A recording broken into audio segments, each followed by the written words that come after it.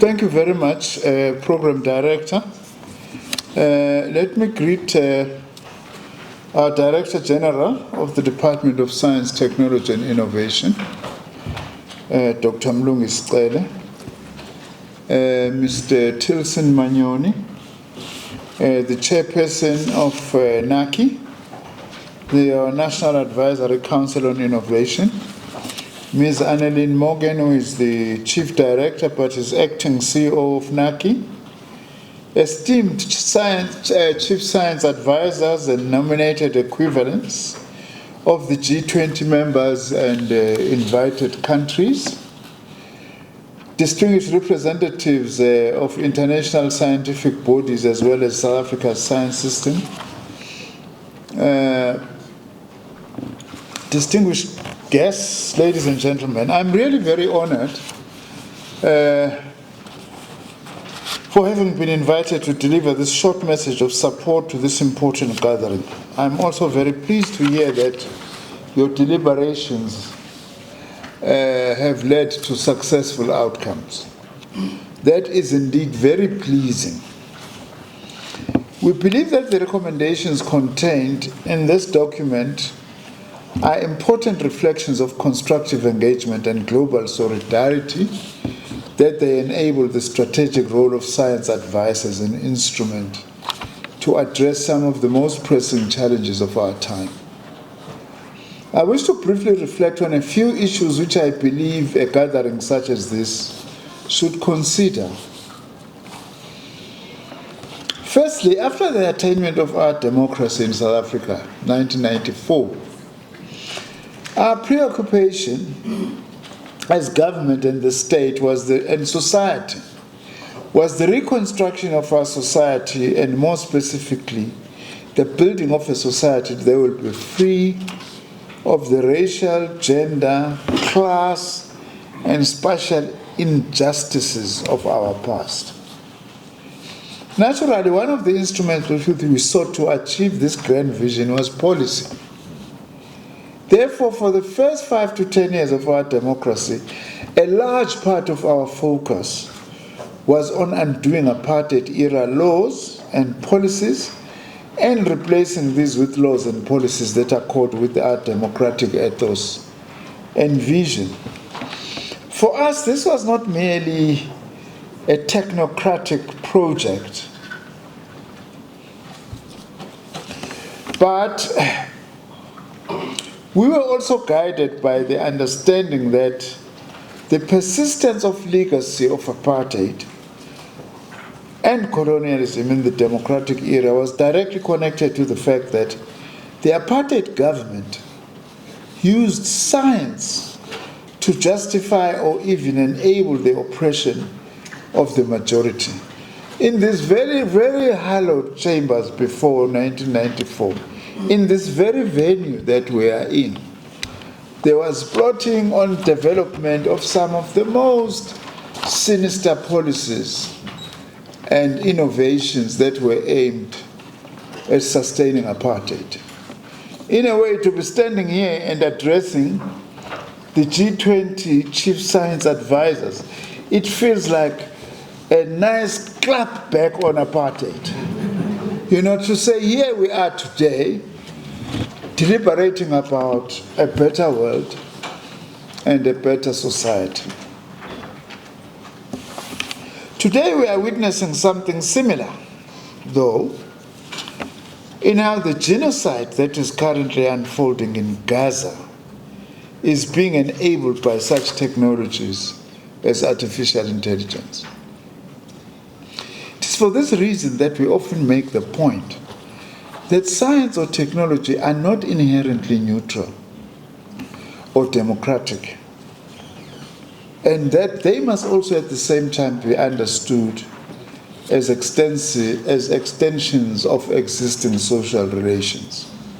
I never thought in my lifetime I would see genocide unfolding real time on television and using some of the most important instruments of science that we need to develop ourselves and humanity.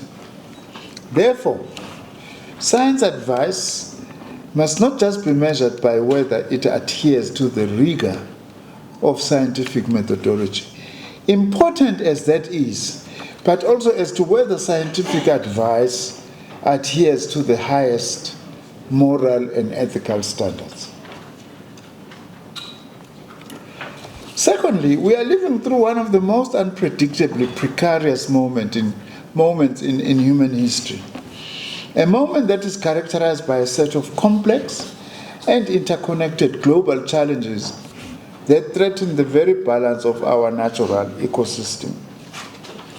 We believe that today, scientific advice must be employed with greater urgency and efficiency to develop sustainable solutions for the unprecedented and vulgar levels of global inequality, the persistence of armed conflicts, technological disruptions, and data heists. In other words, the world today needs more science than perhaps at any other stage in the history of humanity, given some of the challenges that we face today. We do not need less science, as some powerful people in some parts of the world say that we don't believe, in vaccines, we don't believe in this or that, when the world actually is faced with the prospects of even more pandemics. Science must help mitigate the impact of climate change and its consequences, such as the destruction of whole ecosystems, loss of biodiversity, acidification of the world's oceans, and of course the threats of pandemics, as I have said. Thirdly, our world has also become increasingly interconnected. As we face these problems, we are even more interdependent, which is why, unlike some who tried during COVID-19, who thought that if we distribute vaccines in the north of the globe, we are then safe, which is not the case. The way the world is interconnected today, what happens in one part of the world is likely to affect what happens in another part of the world. It's like an example which was made by one friend of mine from the United States who said, this thing of trying to provide COVID-19 vaccines in parts of the country, it's like a group of people are swimming in a swimming pool. All of them inside the swimming pool, and then they are told, whoever wants to go and have a pee, if one can use that language, just go to that corner of the swimming pool. And then the rest of us who are in another corner of the swimming pool, we will all be clean. Now, the interconnectedness, by the way, is not a disadvantage necessarily. It provides us with all manner of possibilities. It could facilitate the sharing of or transfer of critical knowledge, skills, and opportunities across our borders. So the interconnectedness, we need to exploit it for the sake of providing solutions that are needed to address the many challenges facing humanity. But also, as I have said, it means risks emanating from one part of the world could spread to other parts of the world. We've seen this with the advent of COVID-19 pandemic, and as I have said. And hence, as I am saying, the world more than at any other time requires science. Lastly, in addition to developing policy and science policy advisory bodies, such as yourselves, as this forum, such as our own National Advisory Council on Innovation, we also realize that if the citizens are to value science and scientific advice, governments must lead in embracing science and in particular evidence-based policy making. We mustn't forget this task. Science is often as good as it is accepted in communities and nations. You can do grand scientific work, but if there are people who are throwing suspicions at this, we are not going to be as effective, which means also science literacy and science awareness must be at the heart of the work that we do at all times. And we must never forget that. Now, that is why our department, we recently adopted a new mantra, which says our task is to place science, technology, and innovation at the center of government, education, society, and industry. If we fail to do that, we are not going to achieve our goals. The adoption of this mantra reflects our commitment to placing STI, as we call it in short, at the center of national development with a view to creating a more inclusive, resilient, and sustainable future. I often say, it ain't science unless it is inclusive. It ain't science unless it is multidisciplinary as well. In conclusion, we firmly believe that a body such as this, which is the Forum of Chief Science Advisors, can serve as a catalyst to strengthen science advice amongst the G20 and the sharing of international best practice on the infrastructure and institutional arrangements for national science advisory mechanisms, as well as provide advice on capacity building, training, and institutional support for national and regional partners in Africa and developing countries. By the way, the other task that you have,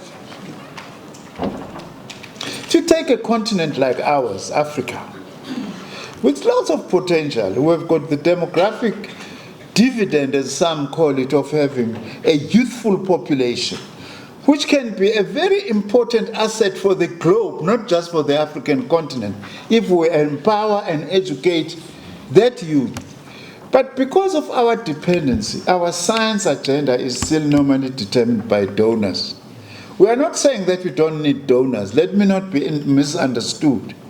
But donors also should be our friends who must be interested in helping our continent to develop capacity for policy development. Policy development in the African continent is still happening largely outside of the continent and be brought onto the continent without Africans themselves in this continent having a say to say, what is our priority? That is why in South Africa we are also placing high on the agenda the issue of the development of an African agenda on science and technology for Africa, but not exclusively to have an impact on the continent, but to have an impact on the rest of the world. In other words, this issue of capacity for policy development is very big, because we believe that the African continent can also inform the world just as at the same time it is informed by the world. We must not just continue to be consumers of knowledge, we also want as Africa to be producers of knowledge. Our real friends will know what I am saying and what we need and expect using this interconnectedness, as we said. Allow me to thank the officials of our department and our entity, NACI, for the excellent work in putting this event together. Let me also thank all of you, by the way, for having left your important things that we are doing in different parts of the world to come and be part of this. We really appreciate that as South Africa, with this being the first G20 meeting ever to be held on the African continent. And I look forward to the outcomes of your deliberations. Now that I understand it's been whispered that there's been some consensus, I can't wait to lay my eyes on that consensus. Enjoy your stay in South Africa. Don't hesitate if you can extend with 1 or 2 more days and go to the Kruger National Park and go and see our beautiful country. Please do that. That's also part of the G20, by the way, to see a little bit more of South Africa. I thank you very much and all the best to you.